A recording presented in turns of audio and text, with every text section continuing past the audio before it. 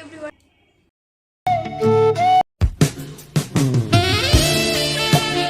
Hey everyone, welcome to my channel Rahul Titi Family.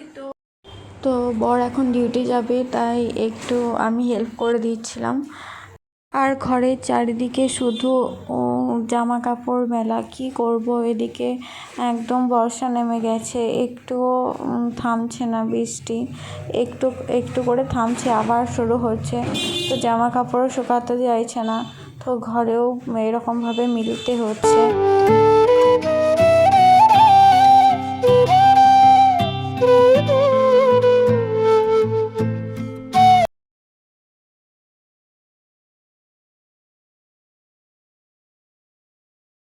ওই যে tata দিয়ে দিচ্ছি, এখন যাচ্ছে ডিউটিতে।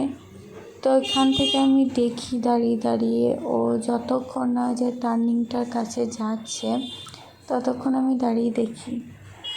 আর এখন ও ঘুম থেকে উঠে ফ্রেশ হয়ে গেছিলো তো দোকান থেকে সার্ফ এনেছে।